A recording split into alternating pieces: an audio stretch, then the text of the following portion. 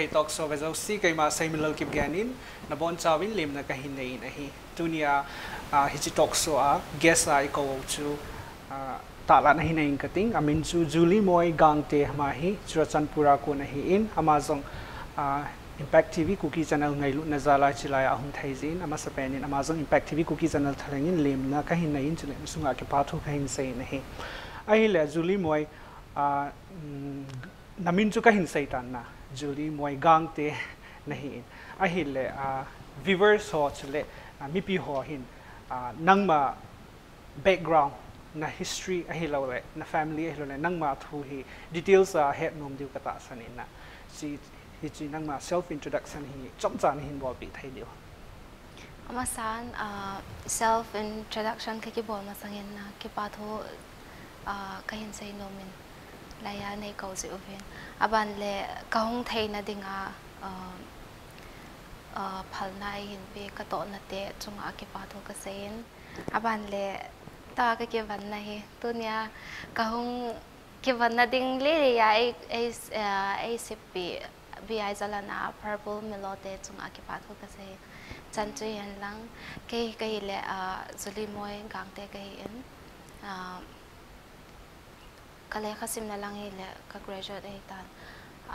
unau ucha mi nga ka hivin ke ta pen ka hin to lai ta hin Jesus and Mary school teacher in Kapangin lasa chu part time job ka ne hi in aban le chinalo bana chu entrepreneurship lang hi training ka bo lai ta hi eto hi kaun he zin lasa kyu se hilowa na business langa jang neu khat na lu dan na hin apha in business lang jang chung kham tawi tin a hi le tunya ai ni ke holim na di hi lalam he te taw te na lasa lampang ai artist kat na hi hi chi artist kat na hung hi imayo si hi inspiration khat na hung ki panji hin na pham khat na la na hung lung lu dan ti taw te na family na puna pate khanga ko na lalung na hung hiu ham a hilo le due to some incident a hilo tisu tilkhat zia nangma in la hin hin ngai sang ham la na hin ngai sang dan la langan hung lung lu dan hi neu khat history neu khat sim ni hin sei pi thai la lang hi ake sei dingai le pin ke na hi ka hung lung lu ti ding hi jing in tin kanu zong la sami na hin na ka pa zong a hin radio ho zong khum zivin ahin la sa hi ka thanop kong ki he to na hi Christmas ho ting le leng khom hong ki nei pha khala na mi sing kui kui hai kan yau na lai wanga chu kan na sa ji hin solo ka hong pat nai wang hi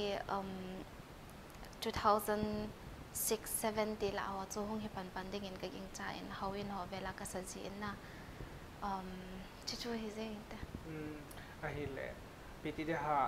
nu le pa ko na heredity ti taw te na la lung lu mi family khat hi ja chu nang chunga yung chu la lung lu na khat hung do piti da expose ti taw te na talent khat chu hung do hin generation inherit ti taw te na a hi in ki paum ta khat a hi le inja mention khat na hin ba to hi kumizat nei na kum na hin sai point kumizat nei to aga ko ni kum som ni le thum ka hi 23 na means like his is right here lechun young na hin la hin na they very young e sibanga chapang na la ya hitia o ngai ta na ne ya la na sa hitia mi het thai khat nei hi ki pa om ta hi in a hi le Julie moi aban ga chikit le han tu la ipiti de ha la ki sa ho hi nangin nala sa dan ho hi ipiti de ha ipipilam pang la na sa hamna la su there are so many la tam ta min hin na nangin na sa pen hi itabang bang la na sa ham hin sai bi thai di itabang la ti chu ai ho chu Christian sa khu zoi jong hi win na religious lang ho lang a hi lo le ipipila na sa ji sai dinga Christian ka hi lo ka hi na ka hi kalut masanga chun chu Christian la ka na sa in ka hong ka dal ha zo wa pat a hi khat me se ni ka hi win na mechanic la ka hin sa in aban le chilawa chu gospel la love song la tia ka khen ti po in la ho hi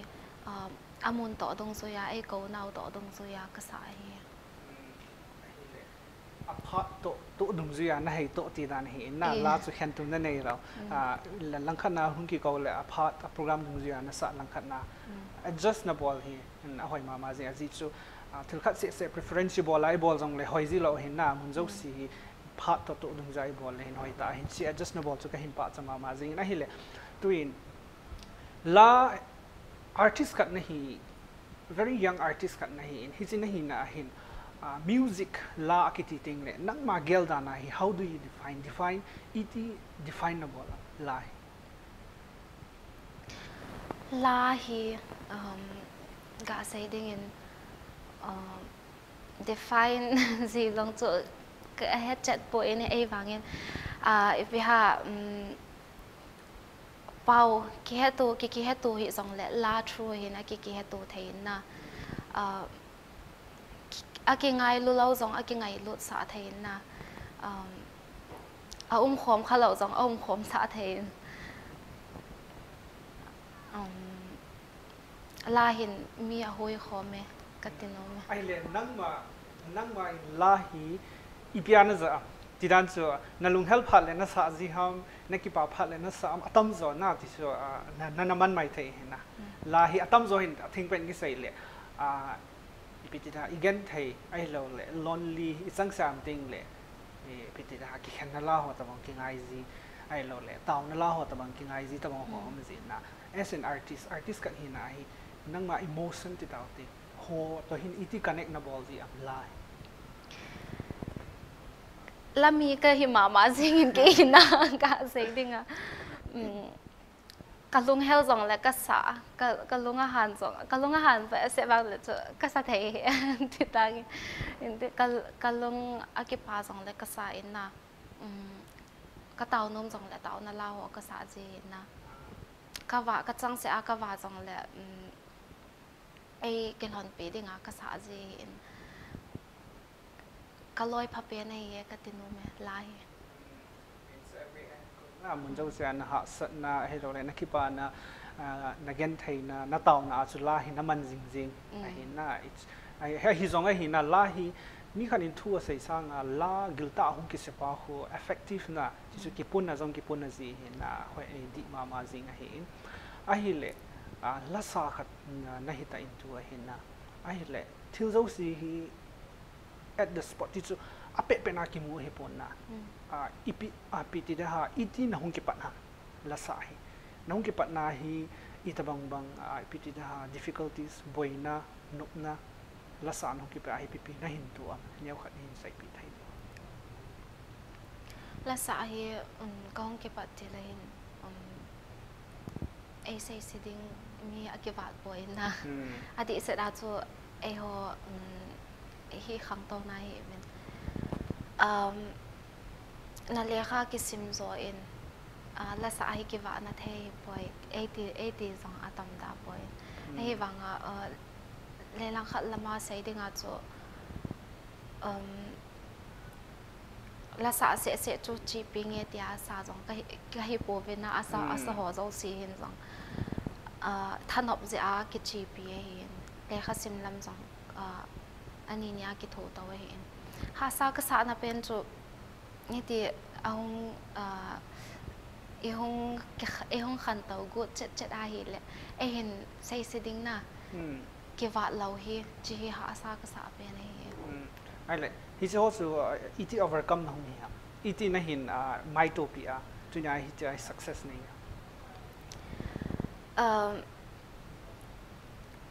Facebook ho vel ko ilot phan le me sa khom chi khona khat ve ka mo cho sai pi chu a chi na nge in chin ten anu nga oi chan a hap dan nge la hap hen ti hu ka mo cho khat ve ale chin ka long thi ma khoi ma jing in na min ipiki bozong la mi hin sei ding hi anei te ding hi ve lang ke hoi ke he song la sei ding anei ding jit lang ke he song la sei ding anei ding hi ka tin ka long thi ma pai chi pi ding ana chỉ khốt cái mua bắt đầu cho decision công là thế Just I mean is that say rằng we should always ilung team follow our heart na ilung team pa to follow evolve soon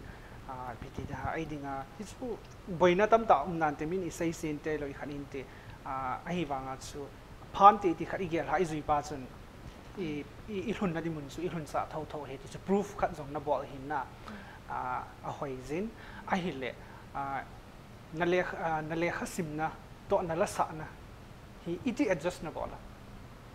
le kha jong na sim ding hin na iti ti te ni hi adjust iti na bola chỉ buổi khát đấy adjust ya hama mà zingin ati sera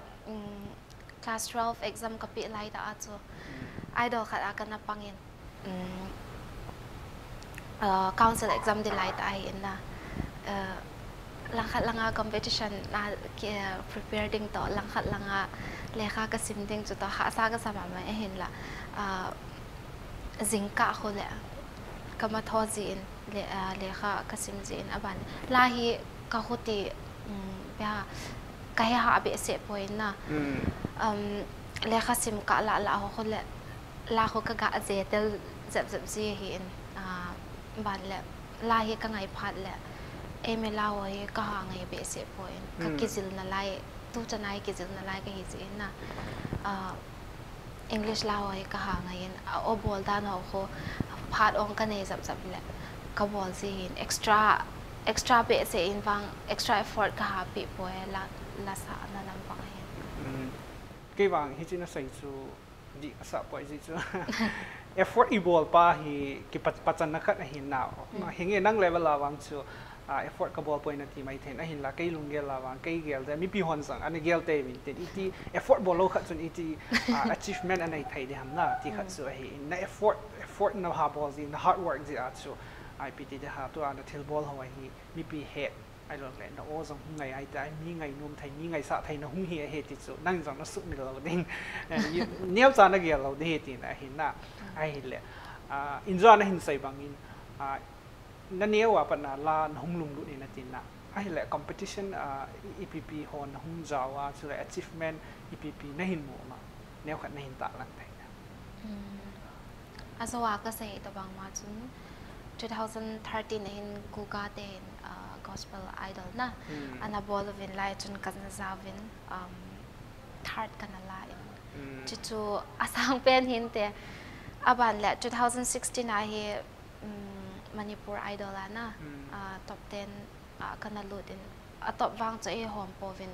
top 5 chu ala to ding ji wa chu koi hoi chi chu top epiham chu ka gi he povin ai top 10 sunga chun ka jing vin ban le 2015 na chu zomi idol na top 9 kana la ke chi chang chu hin te sai ai le achievement chu thum na nei ti tau te na ga he thai ding a chu achievement chu neu hi poi le na hi top 3 cha hi jong le top 2 cha hi jong le ni asang tam ta hung ki te na la na hung jaw kha jong chu pa piti da ha thang ki thang at pi ta khat nei hin hoi jin ki paum le jing a hi le tu chan ya hi la hi recording is on the bonsai hita abona hi akiko mai somni la thom vel hin tin na a hin ko hi kala do nai lo hi in tai a video shooting ding ke wat na lai na chila chun 23 na ti le na kum to ke to chan hin na gel khat ne ya no bol hi go in te ti wa 23 years ka hin na ti na la jong 23 ki to chat ki hin a hi le hi si video sorry hi si recording na bol na la ho hi visual album na bet thai ya hi izat na thoro ta ma le na thoro lo lai kuga idol het jing na dinga chuna album chu khat chu kana bol hi in ta hi ani ve na dinga hi in chi ka bol do lo lai official la khat ni nia te ka bol chu thau na in na a hi le Julie moi gang te in visual album song atho hi ta in mi pi hon in event home deal ta san o min hi ji chun ama dedication khat song a hi in chu le reverse so chu le mi pi ho vet ding in ama la visual album chu bet ha na ga nei hi te She tried to hide a whiskey out of breath. She finally drank her pain away, little at a time. But she never could get drunk enough to get him over her mind until the night. Castle not there, the sun bangin sun do male. For banga for min bangin is all tin sakin oh. Dam na nangin ay pixi kin kipatu.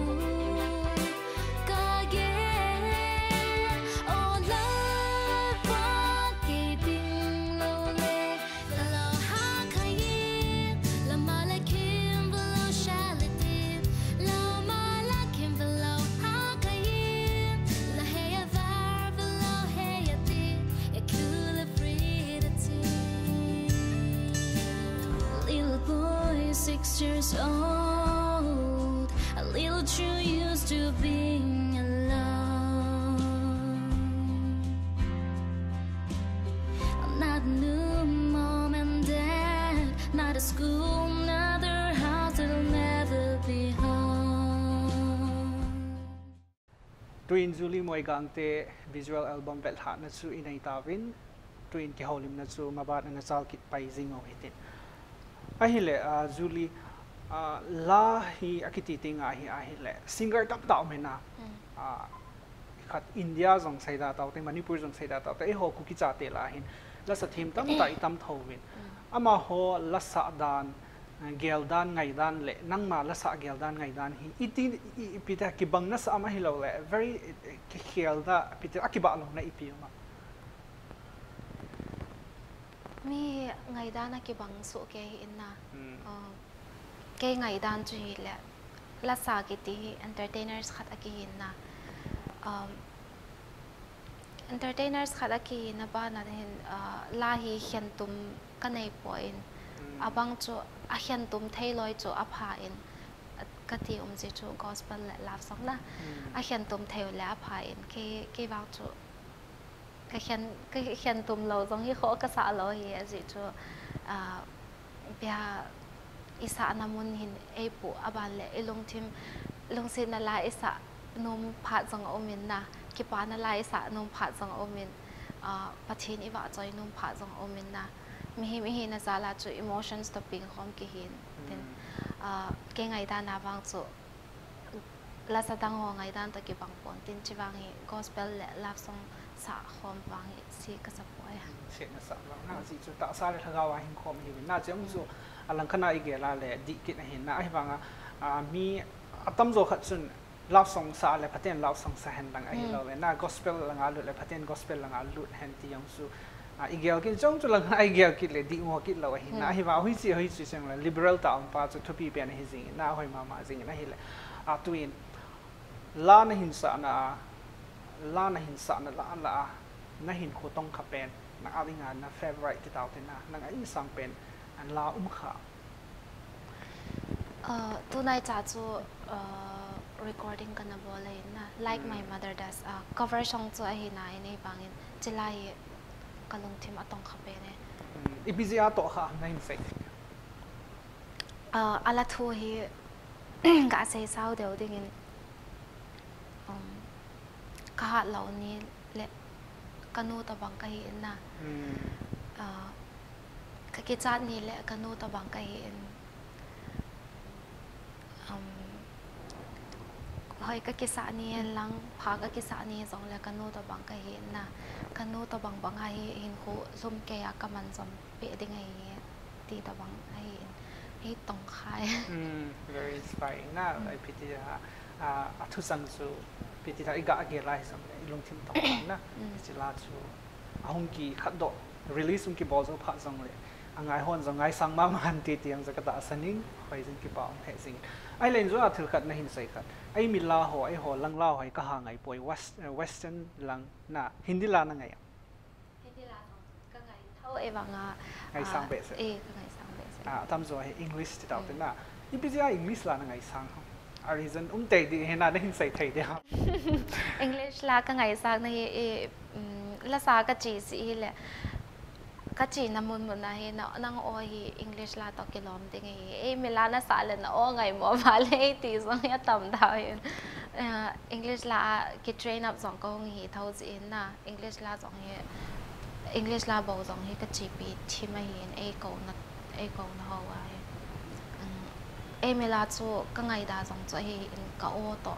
cái hồ hi to cái lom cái xã bị sẽ rồi chỉ là English là cái prefer rồi ai mi la mo hi nasa dom ta is that tu chung cái album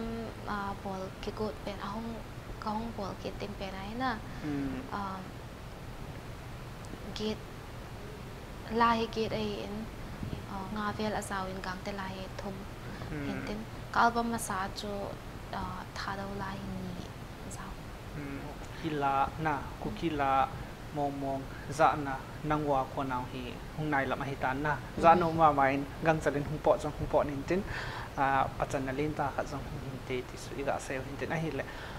family langa hung te na hi chi lalang na hung lu na hi na family hoin pi condition na bo ti chu support na bol bang na bol lo ham family hoin na hi chi na talent langa hi ipt view na bol pi wa ka in ko te hin ka bol lam mai support ai na achung wa ki pa thu tha da ka se hin na in sunga hi ka ki mang cha be se man hi in abang ka le la sa ka lai ding abang ka le school ka chi ding na abang ka le training ado da ka chi na ding ya tam ayin kala hong sa til chun ka puin le kha sim na lai na hi in azo lang le kho lai na ha ki man cha be se le chun na le kha sim na lang hi hong boi thein te e ti chu e na ti ola chu e hil le na e wanga e ha kham che ha kham di boi na hitia ball hi in na ball te le na thu de he ti lo ma chu e gi kha po win na e support of ka ti no me pi pen hi zing na mai au si hi family hon I support na hi a hi le I to zo sia hi ki pachang hi ti kha chu hi na chi a chu la a zong hi career hin ko sip do the hi chi a chu cha te naw te ho la lang hen na ipilang hi zong le lu na nei vai la family hon I support you tiang chu nanga ko na mu do khare hi na family support hi very much important and effective hi ti chu iga ta lang naw hi tin ki paum the jing na hi le aban hin to ipiti de ha success a hi lo le thil khat hin bol do phat le hin background ai mi te chu na kui credit na pi no ma chi chu who support you most ti tau te ayin kani ka pi no me a story dan chu na hin sai thai da ta ka bon song he mai nei khui pe hin na la ka sa ding ka ki ding si le ne chi phanam hit chi la ya hu ka sa de ham chi la ya hu ka chi ding hi ti ka ki bon le pha hi nam ka tin ama zong khon ei boi pi ma jing in ka chi na lam si a zong ka ki pui hi na ka o ako ma ko rehearsal ka po ma san si hin ka o hi ti de wa hi ka pi le nal di na ka tin ama zong khon ei ki thopi jin ama guide na no ya hi chan hi kong tu nei hin na kan hi chung ki pa tho ka se wang phata na hi na chanu wang phata na hi family tam ta in jong support na bol chule nani ki san in jong hi chan gya even dress san gya support na bol hi ti na bol su na wang phama ma jing zakhat la khat chang na hi ti chu a hi na ki pa am the je hoi ma jing ai le zuli moi ki ho na jong su ana chom khat na so jep tai ai ni yong ga ki chol hi tin break chom cha ga la hi te o mi pi la viewers so jong si pha chom cha ana ki chol hi tin break chom cha ga la hi te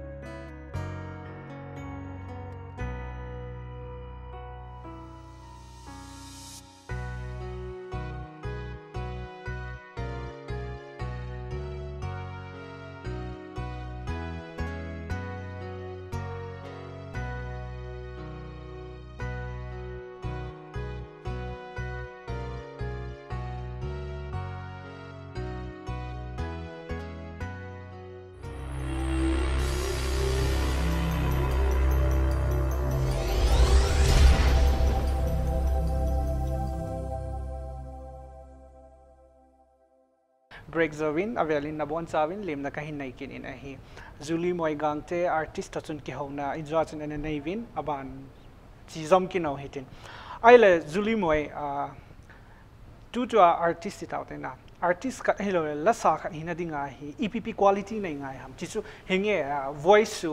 o chu ipin pi zong so hinan te na ahi wanga ongai lo ta ta zong hi atam zo amala ama hu ki pol hat zia ongai ta ta zong uma he na hi chi hi nang gel da na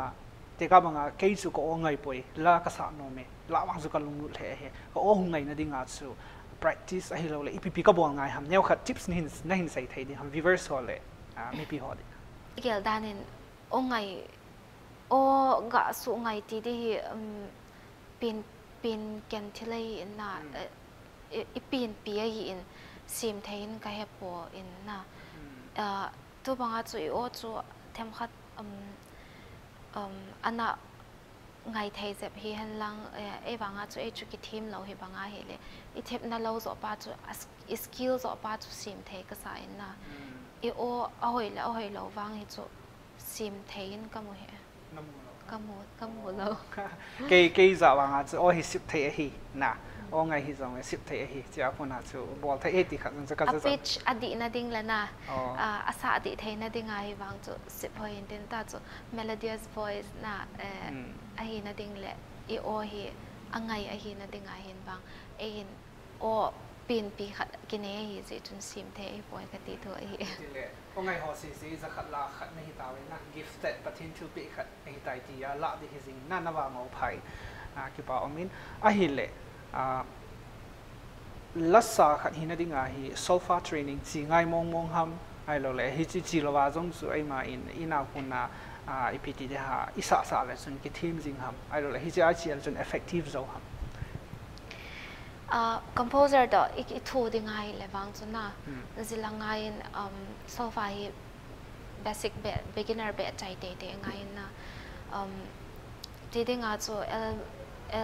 el mona ho song ho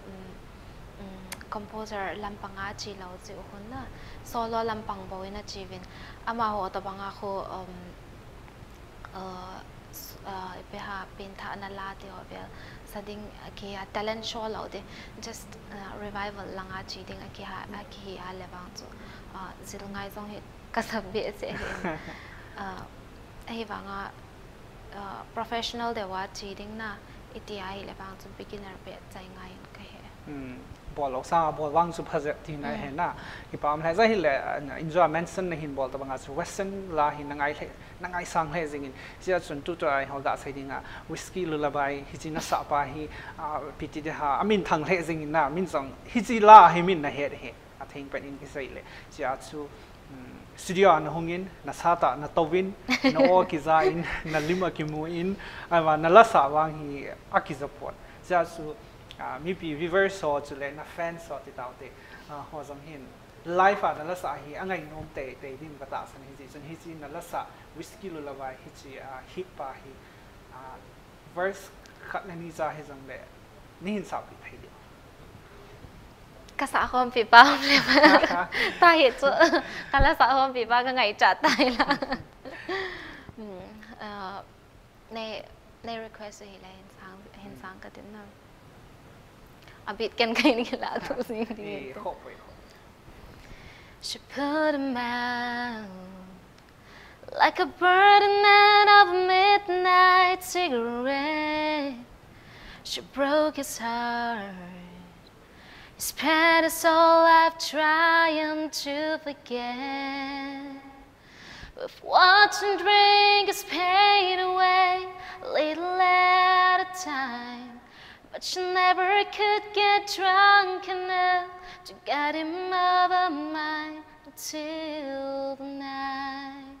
She put that bottle to her head and pulled the trigger. And finally drank away his memories. Life is short, but this time it was bigger than the strength she had to get above his knees. I found him with his face down in the pillow, with a note that said I'll love her till I die. And when we bury him beneath the willow, while the angels sang a whiskey lullaby, la la la la la la la la, la la la la la la la.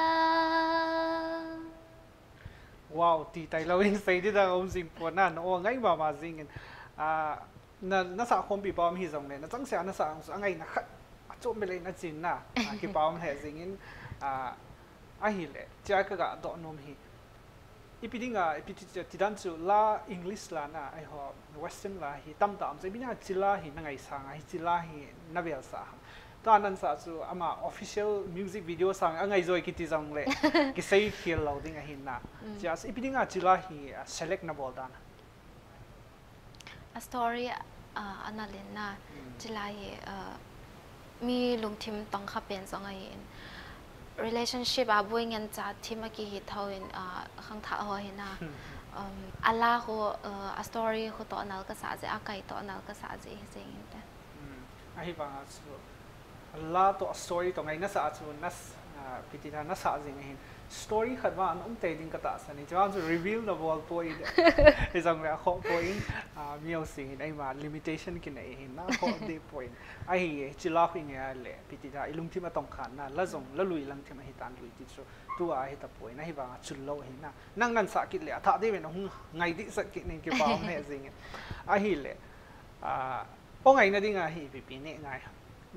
ne le cha zo umam o ngai na ding a hi Adi tu fan song, anda vet tadi ni na last adi dah ho cookie zat ho pitira tribal ho ho cookie zat lahi ngai sang win na lahi ngai sang le ji a chu amon da itira na o nga ho ngai hi di he ya pi ane e di ba pi ki ne ti dan ana gel mai thai di hin na cha chu neo khat hin sai thai di đầm đôi vang chu ngai ding ka ta san ni ai vang a jingka le thing hui ya mana ini ai le phain asat lai ta khon aba le tuilum don jing jong hi phain voice exercise ga pen de opera ho ta banga khona ga bol ji jong ho ahoi sa chom ma mai ne loading ji le het sa su ke yo hin tobacco hi jeng na ne laude tobacco to alcohol lampang na chỉ lampang ini lau dengan phang sai hoin je asu public ho reverse ho la sa lunglu ding chule la langa ki pi ho in Julie Moy nunga Julie Moy ako na to ang kisay so o ngai no ma hi le thing go ding asat pet ta ne ding and a second na chu ipita khai tuilum don jing kai ding and a third na so opera ti so phát in này phát lệ bị thì là sáng tạo ta cái số khối lòng na là sáng cho nó khối ô cái sáng định hi chỉ hốt thì effective hay tin chứ lệ ô ngày lâu nó đi ngã chú dù lẽ sa khăm nó thấy cái happy lâu đi hè hin zong hi na cái ba ai lại line add on khát mi ở tâm rồi bị thì in zong nó cái gì hin na ô ngày nó đi ngã chú riêng cá sệt lệ tuy cái gì piti da hui lai ham khat chan hi tui hi sa ding aba ne pen jing kai ding piti da sulfa ai ho cho khu sa jing jong khu ka za zap jin na hi chi yong khu hi ham ken jong cái experience ka lo lai za wang na za kha ka za kha ngong chen chen a thiu chi wang chu ka bol kha lo hin na chu ka sai the ai la nang gel da na effective intensity am sis effective thau na lo ne effective chiong chu add on khat he na in a ball thai in a try thai he artist nu ko na ai ke pam le jing na hi le tuin la langa ko na hi isan gai career ti su nei thai ham la hi applied formally ni na ichi na mun zo si ai ki thol la hin ipila ki sa jong le ki thol la hin sang ta sang pi ki gai the thu sai ka thep be lo je na professional line khat a chi pi the hin na phata training hong ki train up te ading na aban le til mong ki ti boy pi khat hi inei ki chi ta ai nei ai le akilo thing te te la lama long lut ho jong la bo se aboy pi wa na music hi ta hen lang solfa hi ta hen lang abon che ke ai training ane so ke vai le sang pe ta asung thei ding ke sẽ lệ hi chỉ sẽ hiểu mình ấy hồ bao sẽ sợ rằng hi tu lại ấy hòn lại sợ là na I appreciate you azi so English ana sa hi tuin Manipur dal han lang sayong na sumiyo sin ngai thai hitai katina ai ho hi atam zo ai ho kuki cha te lai sa la ai pau na isa win hingi aphanai na ai pau so i pau hi na hi wanga midang pau hin ga ki sa thai le adi sina English be in na ga ki sa thai han lang hi le min ingai sang na su sang zep ding su le min he na pa zong so pitira broad zep de ham tin zong kala in na nang itina ge lamwang he pon kai kel da na hi in hi ze atsu la hi ai la sa zong chu a kho point a hi thai le tu la langa lung lut ho ti taw te na chu le la langa ki pinom ho in pau dang sa dan zong I ki patep diu he ti yong chu ki sai hung ki sai hin hoi ma jing azi chu kain san career na la ko na career tam ta ti chu hin ko ki sim thai hi atua ai hoi film industry la so mang la khat sa ma se sang sum tam ta min amoi hin na hi siong chu khana hi in hoi ma jing ai le film la sadinga hi offer hung kha nang ko hung dinga na ta san ma bang ka he hung dingin ka ta san ji chu you have a very nice voice na so le multi na hin na nga ai pau jang na sa thai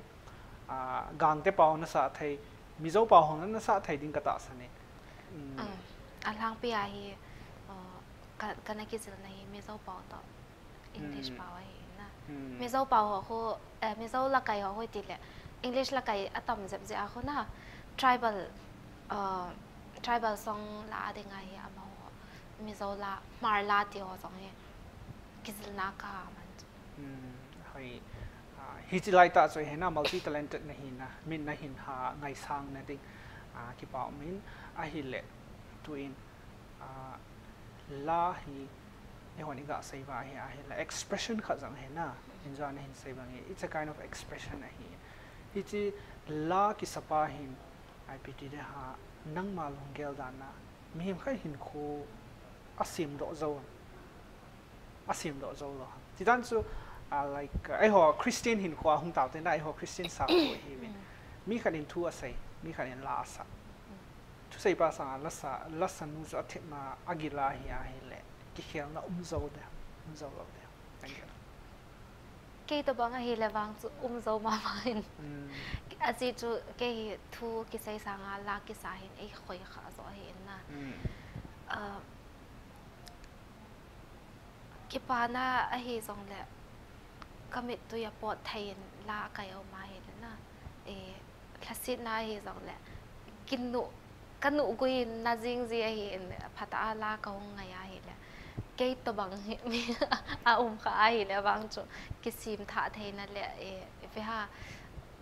ki sim tha na hi chat hi zong le ki he to na nei thei di vin ka ta san ne hoi mama jing a hi le tu a hi currently na tu cha present na hi la na bol recording na bol la na release lo lai 2 week a hi lo hi le next week hi le a khat official la release ding khat au min na chi hin se sau zep lang alla a title hi lung to dei le na hi Israel la Livia kiti nupi hi ta na ma chu azipa hi to ania wa pa hong ki kop to na hi ama te ni thu sim chai to hin a ki cheng hanin cha jang anei hon tain ama te ni story chu hi ding ai in usang chu skg to khun ka sa aw nei en ahong phal le ahong so do phal le bây giờ na share bị chị thì rằng tìm na cái hình này là lại support cái ball to điều na si hung suan so pa piti da boom hin ten na pita let ta in mi pi ngai sang na khat hung chang te te so wis ka pho lo hin ten ai le western la na ngai sang zin western la sala la na ngai sang pen koi ham tu ta hin ki mu pi ding ngin chance um the koi na ki mu pi dam chela adzi Liwana Lewis cái movie đấy Nên sai thấy ama hi a o hi unique ka sai na aslar bol dan ho ala sang sa dan ho nal ka sa hin aban le amala ho ha song ka ha ngai hi bleeding love devel yesterday devel take a bow devel ai le ai ho ku ki cha te la la sa na ngai sang mi na hin sai thấy ku ai mi la sa oi abonovin ka ngai sang su ke asi chu ken ai mi lai ka sa thim be se lo hi ji na ka sa the hi ma ho ta bangin abonovin thim ka sai na abonovin ka ngai sang su ke om he sing a hi le tu a hin enjoy sai han bang chun la hi nang ding hin la hi sa di khat hong ki pitai na la hi sa di khat hong ki pitai na la sa di hi ai piti de ha pau na he lo he khat nong ki pe hen dang ai wang a chun chun na he ding a meaning wang na he lo ni na sadam aban le na sa di chu ipiding na sa de ha will you be interest na hi dam na hi dam cái interest na ding khat a ume interest lo na ding khat song cho ume interest ka hi na ding khat cho pau ka het lo wang ha chu chila chu ka ki zila hi le a meaning kan do te de ding hin na a fu te chu a meaning kan do ding hin a meaning chu ka hong het ding ai le chi sa to po ma chu to bang a chu sad songs lam bang ai le angui ding dan ngui ta la sa ding dan không ki zil ding hin na khan to na khat hong hi ding hin e wanga chu la lo the hi na khat chu e pau lo hi pau het lo hi la ho hi sa hai na la hi lungi la isa ai le angai te ading in song no men na pau chu i het la wa hi le ilungi la pat ong pot thei la wa hi le angai te in song able to bang ti de ha amo angai ngai yo na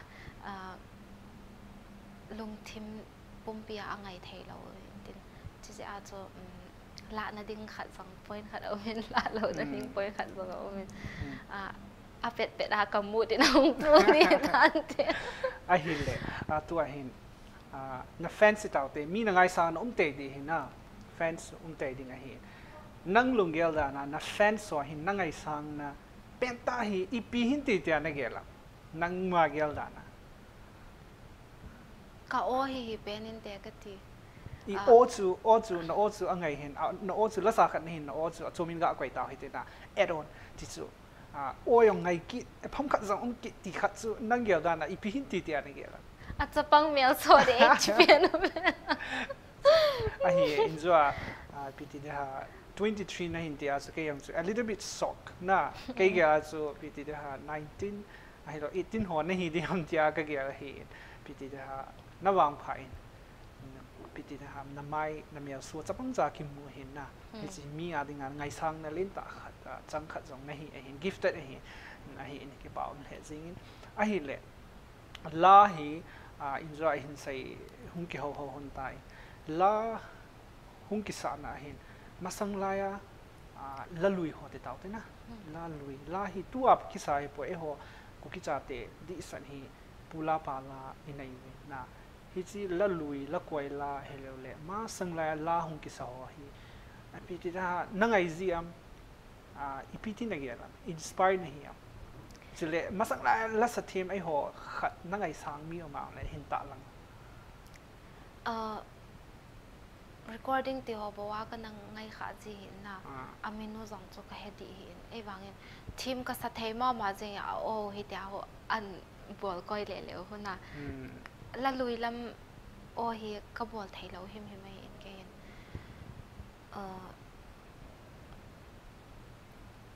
khat ve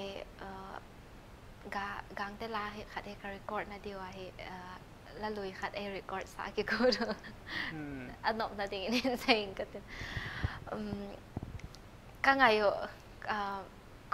ka bol thei ta lo ke chun ka bol thei te ka loi no wang chun a bol thei ka ki surrender top ai na chu ti chu ka hin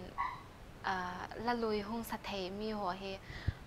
ก็จังก็จะมาจริงๆกระปะจงกระปะใจทีมจงก็สมาบ้าจริงก็ง่ายสร้างไงก็ง่ายนั่งไงสร้างจะจูฮิจิฮอพัฒนา blessing จะน่าจะนี่จูตัวแล้วสทีมขัดนี่ฮีที่ยองจูก็ใส่ไทยตาลังกัดให้หน่อยมาจะเห็นเลยแล้วสทีมขัดหินได้ไงพี่ quality ในไงและสาห้องกิติพัฒน์และมีเหตุห้องกีตันนะเห็นด้านน่ะกิตูบอะไรลอยทันทีมังไงนะ environment change อะไรนะ environment change กิติพัฒน์แหละอีบูลนมนะอีข้อสานมนั้นนะเคลียงไงไปหาอินเนี่ยจะกิเวนทีมไงอาวันแหละอีจีนมนะอีจีนมเรานะจงสะเจ็ดไงก็สายนะจิจุอีจีนลำมาเฮมีนเอเวตสวยเห็น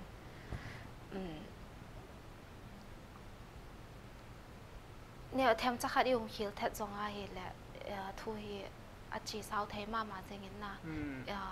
กิเวนกัลวาลาพาดิ้งหิวังก็ให้หอยมาจริงกิเวนง่ายเห็นนะพี่ที่หาแล้วสทีมขัดก็ให้มันน่าจะก็เหมาะสะให้เราเลยก็เหมาะ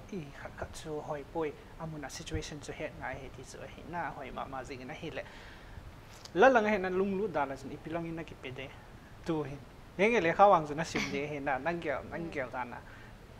มีโอซินแต่ละกินไหนเห็นนะอีจะนั่งมาแต่ละขัดนั่งมาบอลไทยนะขัดประเทศทิลปีขัดสวยเห็นนะนั่งเกี่ยวกันนะทำกันอินก็โอเห็นยังไงมวยนั่นไล่อันนั้นสาดอะไรตัวเห็นอีพีก็เห็นเดี๋ยวตีตะวันนั่งเกี่ยวกันอุ้มสิแล้วละมาเห็นอันนั้นกิเป็นเราเห็นแล้วสบายกับลุงลุ่นก็มีตัว2 กิโลเราไม่เทเห็นสบายกับลุงลุ่นสบายกับอะไรเนี่ยสบายนั่นรู้ดีที่ไหนสอนนะไอ้ว่าตัวไอ้ controversy แต่น่าลานะหุ่นดูในเหตุการณ์หอยไอ้แหละตัวไอ้ public health ขัดสังในเหตุการณ์นะอินทราจุนอิสัยหันปนจังตัวอินกาใส่เลยนะ favorite หลังหุ่นเหตุนะว่าอีพีน่าดู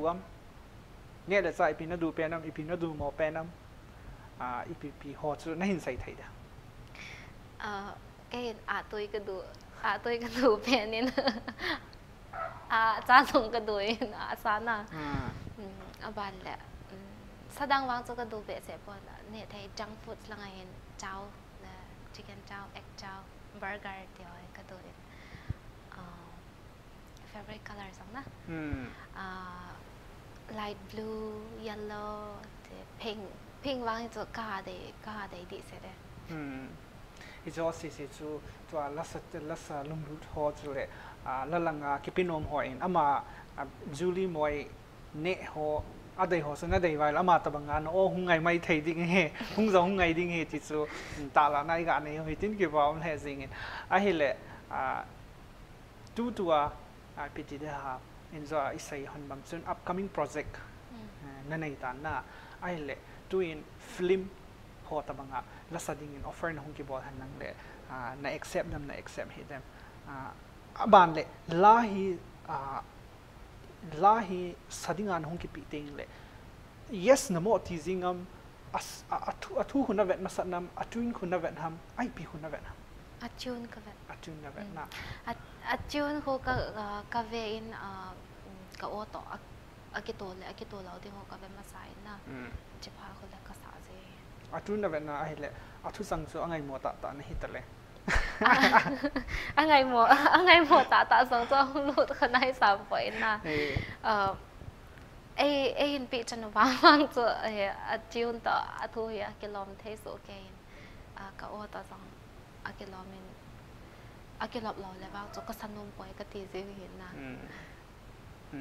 ไปมาจริงๆล่าเหตุตั้มจ่อเหตุไอ้หอนยังไงสังนะอัจุนเห็นนะจุนเหตุหงไงละจุนเหตุหงไงเหตุอะไรส่วนที่ไงสังจริงเห็นนะหอยมาจริงกี่ปามเหตุจริงไอ้เหตุตัวมาบ้านนะนักเทลบอลนะโหนักอีขัดนะโหลานหินสาติงฟิล์มแฮนลังวิชวลอัลบั้มแฮนลังรีคอร์ดิ้งแฮนลังมันล้ำเจ้าเสียหินปิดที่หาประเทศนี้พัฒนาบ่อินเทนนำมาปุยจิงตาอินเทนตัวนี้ฮิจลาอิมแพคทีวีกูพิจารณาสตูดิโออันนั้นงานนี้เขาทุกสิ่งจำใจเกี่ยวกับมัน very inspiring เห็นนะสุดเลยตัวเห็นอาศัยดีคนเห็นอันนั้นแฟนสอแล้วหลังลุงยุทธ na la langa lungru na fan so chile la sanum ho to ang khak to khang tha ho dinga hi ipithul ha na nei tho ka hong thawai la nom che la o hi exercise a hoi na ding effective na pen hi jingkala hi na jingkalin an ha ki zilovin lang aban la hi emi la sa thai jong chu asipoin ei wangin emi la ho hi ha kitsil lo jong le ki sa thai tho hi in ist ipi ha stage alet thai deu na ding in na western la ho jong an ki zil ziu vin lang aban le adi set in e khat hindi la jong to la ya ji mama hi in na platform ulin ding hi na hindi la na ki zilova hi le aban le ne le cha ho in jong an ki di mu vin lang na loi ki go pi ho jong ching theu vin lang na chi num nau na wa num nau ho jong ching theu vin lang ki tup ta in hin ho hin mang to vin dik sei no me ki pam ha zingin very effective na amo hadinga tips so hai ta so hi in effective indeed is jong hin hanin ai le zoli moi tunia na phat man tam ta na hin kai da ke ho ai chilai ai ho impact tv cookie channel studio na hung thai zin na chunga ki pa thu ka hin phongin ai ho impact tv cookie channel studio a ko na memento khat hi impact tv cookie channel head zing na dinga na it's hi present nong ki bol hi chi as a token of love and appreciation lit ta jong hi poi na chi impact tv cookie channel head zing na dinga na ki koi dinga chu impact tv cookie channel thalenga ka hin pi na hi ka ki pai ki pa hong ba le impact tv china impact tv cookie channel sun sang chile hi sponsor hin bol ho sun sang a ipi thu na sai no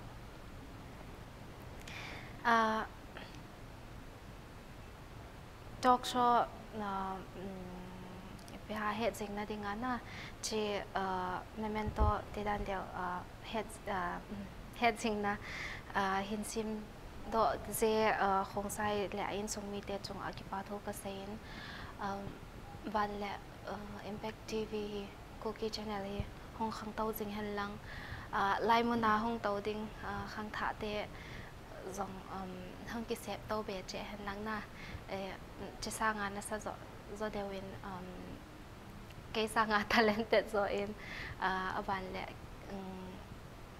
mi thupi ta hong hi vin lang lai hin impact cookie talk show te hin kha din hong lim hen ti zo ka sai no ke pam he zingin nga Julie moi gangte ama in tuni la hunga ki holim na ama hin kho thu sim lalama ki holim na hin nei ok chu viewers ho chu le public ho chu le adi sana lalanga lungdu no in ja hong ki sai tips chu le ja ho chu in mail chi wa in bol wa la ma ta banga khunung le o hungai ding chu le ama na hin bis banga chira hi na ho jang so an hong ki ko thai ding na hong thai he ti chu a hin sai hin ki pam he jing in Julie moi ki pam be se na tunia chilai hungai ki holim na no ma jingin tunia ding in hi chan hin chai ta he na tunia ding in impact tv cookie channel sipin thai talk so hi chan hin aki chai tai tuni program event na wa iphat chom pi na ho impact tv cookie channel official website ra comment le feedback ni hin pi thai wa hi tunia ding in hi chan hin aki chai tai muntina sipin thai talk so ve zo si na bon chawin mang pha